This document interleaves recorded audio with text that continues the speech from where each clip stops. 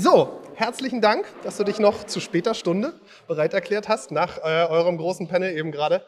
Hinter uns wird schon so ein bisschen abgebaut, aber das stört uns jetzt gerade mal gar nicht. Hi. Stört mich auch nicht. Hi. Hi. Ja, Yogi Klatt hier mit mir.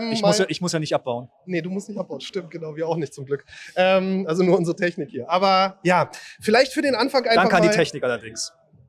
Richtig, wohl wahr.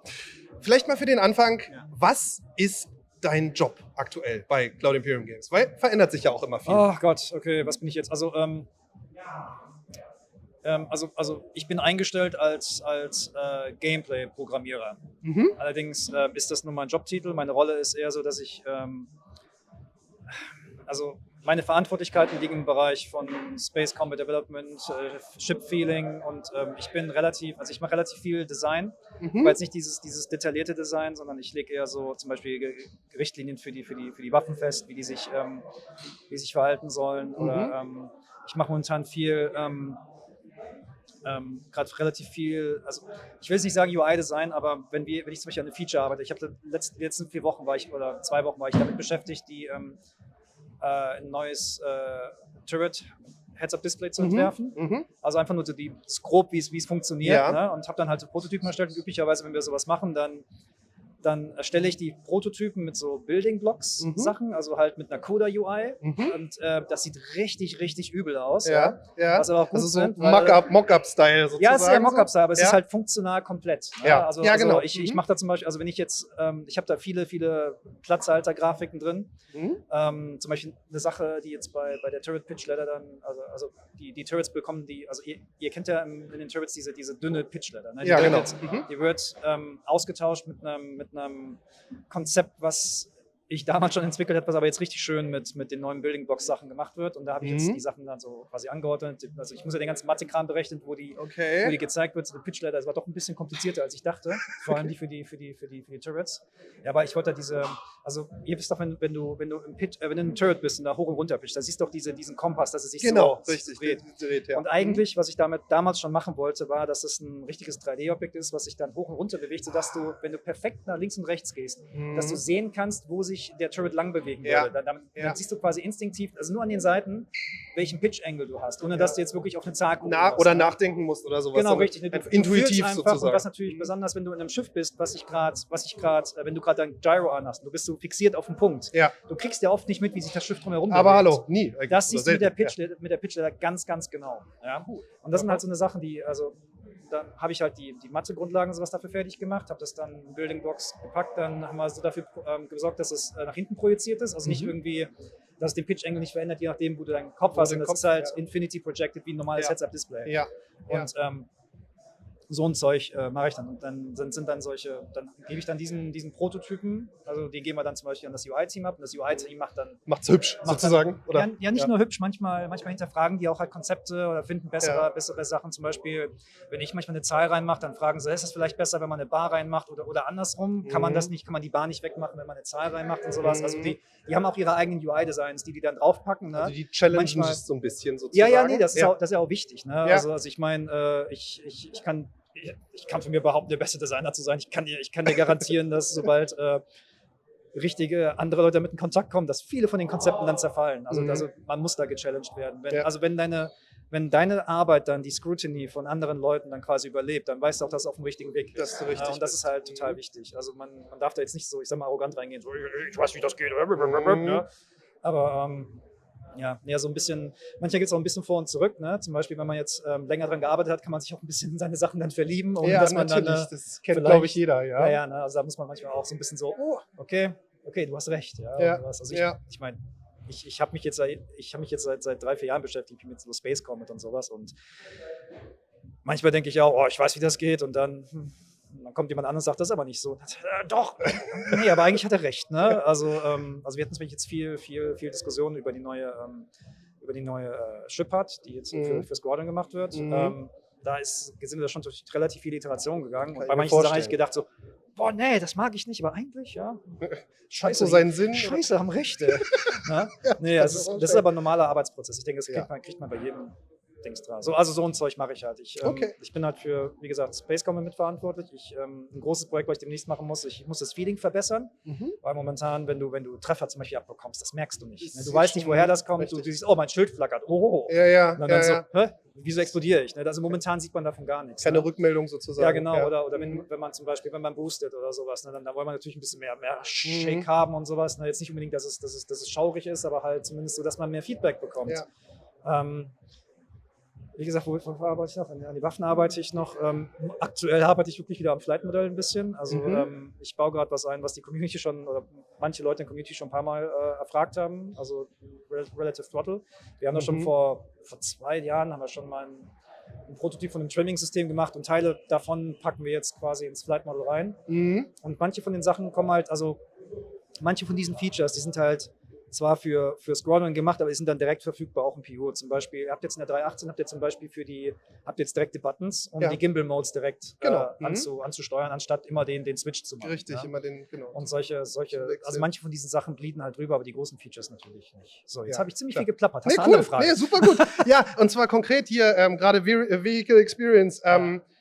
Racing scheint sich nach vorne zu arbeiten in der Aufmerksamkeit, sage ich jetzt mal. Ich kenne das nur von so ein paar Racing-verrückten Freunden von mir, die jetzt also total happy sind. Ihre Community-Racetracks sind drin und so. Ja. Inwiefern bist du mit dem Racing auch im Flight-Model beschäftigt? Im Flight-Model relativ viel, also generell mit den Maps oder sowas habe ich nichts zu tun. Das ist alles Backer-driven oder Player-driven und das hatten schon, also ich glaube vor einem Jahr kamen schon relativ viele Entwickler intern, haben gesagt, lass uns mal offizielle Racing-Tracks draus machen und also gerade hier irgendwie den, oh Gott, wie heißt das? Ich vergesse den Namen von dem Racetrack in dem Canyon immer. In Lyria da, auf dem Ding, oder welchen? Ja, diese industrielle Canyon. Genau, auf Lyria, genau, ja. Death Pit, irgendwas mit Pit? Genau, irgendwas mit Pit, ich komme auch gerade noch nicht drauf. Oh Gott. Wie heißt das Race Pit of Lyria? Heißt der nicht irgendwie Pit? Irgendwie heißt das heißt doch irgendwie. Du hast Snake Pit auf Key. Snake Pit, darum waren wir schon. Dankeschön. Dafür kam der Wurzel rein. Vielen Dank. Snake Pit, das sind halt super geile Sachen. Und die Sachen, also als wir die ganzen Mastermode-Geschichten zum ersten Mal getestet haben, da war Racing halt auch mit drin. Und ich muss auch sagen, dass Racing hat auch ein bisschen die Änderungen, die wir initial nicht wollten, aber dann doch gemacht haben, mit beeinflusst. Okay. Also ich kann es da nicht genau in Details gehen, weil ich glaube, viele Sachen haben wir noch nicht angekündigt, aber die sind schon so gemacht, dass die auch für Racer interessant sind. Ja. Also aber ich muss sagen, dass halt ein Contention Point war, also wo wir uns immer so ein bisschen da so mit der Racing, wo ich mich zumindest mit der Racing Community immer so ein bisschen angelegt habe, war immer dieser Punkt mit, es muss alles schnell sein. Ja. Ne? Das sehe ich halt nicht unbedingt so, weil beim Racing geht es eigentlich nicht unbedingt um schnell von A nach B zu kommen, sondern es kommt halt auch sehr auf den Track an. Ne? Wenn du kannst in 20.000 Fuß Höhe fliegen, du kannst 700 Knoten fliegen, das fühlt sich nicht besonders schnell an. Richtig, also ich meine, du merkst zwar, dass du da irgendwie durch die Luft gleitest oder sowas, ne? Und ich meine, bei 700 Knoten, da knallst du auch schnell gegen die Schallmauer, ne? Aber ich denke, dass unser Spiel muss noch ein bisschen besser das Gefühl vermitteln, schnell zu fliegen. Von Geschwindigkeit. Und das machen wir momentan noch nicht richtig, ne? Noch nicht richtig gut. Also beziehungsweise in Squadron ist das schon besser, ne? Da wird gerade relativ viel iteriert, aber die Sachen kommen natürlich auch dann in Star Citizen irgendwann rein. Aber da gibt es noch ein bisschen was zu tun. Kann ich mir vorstellen, ist tatsächlich auch ein Gefühl. Ich meine, man braucht sich nur mal die aktuell in der Welt existierenden Rennstrecken angucken. Da geht es auch in den seltensten Fällen darum, irgendwie auf die Höchstgeschwindigkeit zu kommen an einem bestimmten Punkt. Ne? Also ich meine, es ist ja so ein Unterschied, ob du jetzt zum Beispiel, ich sag mal jetzt so Tourenrennen oder so Formel 1 oder sowas machst, da ist ja auch ein Unterschied drin. Ne? Genau. Und ich finde halt auch, die besten Racing-Tracks, also oder die interessanteren Racing-Tracks, die haben so einen Mix aus beiden Sachen, weil das ist auch in der Schiffswahl bei uns interessant, ne? Weil wir würden zum Beispiel, also wir haben intern vor relativ langer Zeit haben wir die Racer so klassifiziert und die beiden Kategorien, die wir hatten, waren Speed Racer und ein Corner Racer. Ne?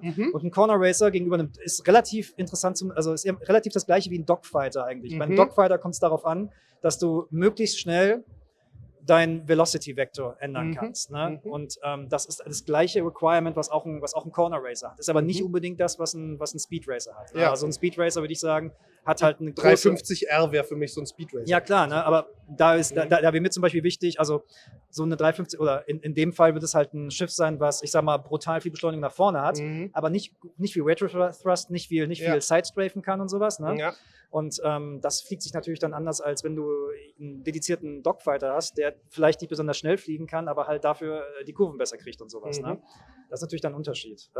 Und das ist halt auch, wenn die Tracks interessant gestaltet sind, ne, und man, ich sag mal, wir und Flight-Modell es hinbekommen, dass die verschiedenen Racer sich auch anders benutzt werden müssen, dann ist es eigentlich relativ interessant, weil dann hast du auch wirklich meaningful Differences da zwischen den natürlich, ja, klar. Zwischen den Schiffen, ne? Und auch zwischen den Schiffen, genau. Einer der wenigen Devs, die ich im Interview habe, die sich wirklich gut mit Schiffen auskennen. Daher frage ich dich jetzt mal, gibt es einen Dogfighter, den du besonders gerne magst, persönlich? Also selber. Persönlich? Ja. Meinst du jetzt von der Community oder intern? Nö, intern. Einfach intern? Also eine, wo du sagst, so, das ist mein Ding, das Teil. Achso, du meinst Schiff? Schiff, tatsächlich. Achso, ich meinst eine Person. Nein, super, ne? Achso, nein, ich meine super Dogfighter. Nein, ich meine Mein Gott, hat er mich auch abgeschossen, ne? Immer so bei internen PvP, das ja, Dogfighter, also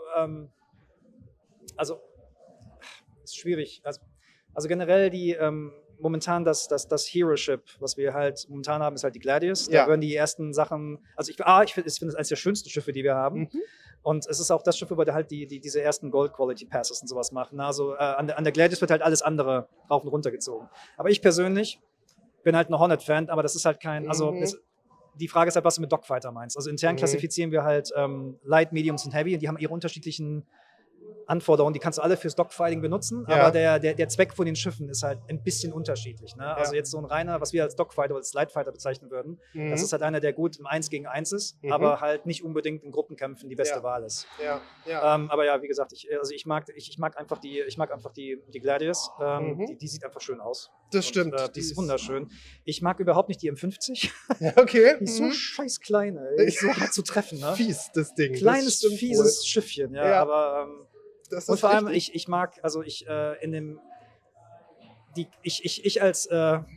bin sehr Flight Sim-affin und ich finde halt das Cockpit von der M50, obwohl es halt visuell so gestaltet ist wie jetzt ein Formel-1-Fahrzeug, ich mag es nicht, weil es mir keine Übersicht zu den Seiten gibt. Also ich finde, der Pilot sitzt zu tief, die Seiten gehen zu hoch. In der Hinsicht mag ich eigentlich mehr die Canopy von der Buccaneer. Ein Traum. Das ist toll, oder? Überall. Ja, das ist richtig. Ja. Einzige Problem ist, dass ich mir in die Karre nicht reinsetze, weil ich keinen Schleudersitz hat. Aber unabhängig davon, cooles Teil. Moment, ist ja von Drake. Weiß sowieso nicht, ob der funktionieren würde. Ne? Hast du recht, ja. Das ist schön gesagt. Ja, genau. Also im Endeffekt sehr viel gerade im Bereich auch Dogfighting mit unterwegs. Das finde ich so total spannend, weil letztendlich ist es ja auch das, womit Star Citizen gestartet ist. Ne? Ja, es ist auch ein Space Combat Game, also initial, das kann man nicht bestreiten. Ne? Es ist halt, es ist wichtig. Ja, es gehört sozusagen mit zu den entscheidendsten Dingen. Ne?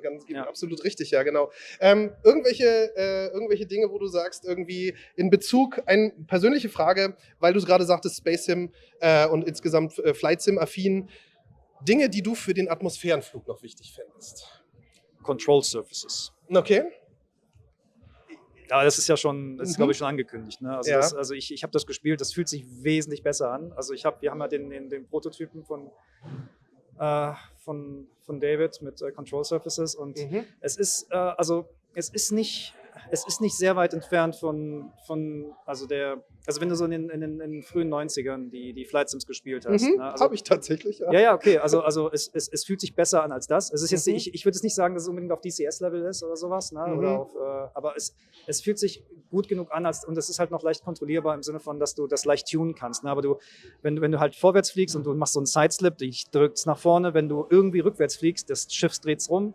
Wenn du die Triebwerke ausmachst, ne, und der Forward Thrust fehlt, dann knallst du irgendwann runter. Ne? Und du kannst du kannst deinen Approach auch abfedern und sowas. Ne? Also das ist natürlich cool. Das ist schon geil. Ne? Und ich hoffe halt, dass wir dann auch das hinkriegen, dass wir das mit Audio dann irgendwann so machen, dass du quasi den Anstellwinkel richtig fühlen kannst. Der Anstellwinkel ist super wichtig. Sobald nämlich, also irgendwann es gibt halt einen Strömungsabriss, ne? Und dann wird getumbelt halt. Ne? Richtig, ja. Und so ein kleiner Thruster hilft dann da halt an der Stelle nicht mehr. Also wie genau, auf die ganz genauen Details kann ich noch nicht eingehen, das kommt ja noch. Und wir iterieren halt noch ein bisschen daran. Das ist auch ein bisschen tricky, weil wir dem Spieler helfen oder nicht, weil auch wenn es sich realistisch anfühlt, wir wollen halt nicht, dass wir jetzt, ich sag mal, 90% der Spieler, die jetzt keine Flight Sim-Erfahrung haben, ausschließen. Ausschließen, Das natürlich. Das dürfen wir halt auch nicht machen. Ne? Aber Gerade also durch- es wird schwierig sein, aber es wird genug. Es wird, also ich sag mal, easy to learn, hard to master ist dann hoffentlich der. Ja. Sonst Ja. gucken, wie weit das wir hinbekommen. Insbesondere mit sehen. verschiedenen Atmosphären, in verschiedenen Planeten. Ja, ja, und das ist sowieso. Und Ja. Gravitation. Und, naja, gut. Ja, ja. Es ist ein weites Thema auf jeden Fall. Ja, Ne? ja, sag mal, also es ist ein interessantes Thema. Also ich mag das. Das ist, ja. Ja, sehr cool. Vielen herzlichen Dank, Okay. dass du dir noch die Zeit genommen hast. Ja, gerne. Danke dir sehr. Und ja, wir freuen uns über jedes Update, was wir kriegen. Und insbesondere, wenn wir dich in den Videos sehen, wissen wir, okay, hier wird es konkret. Ist immer eine sehr Okay, schöne Sache. das freut mich. Vielen herzlichen Dank. Alles klar, gern geschehen. Bye, Schönen bye. Abend noch.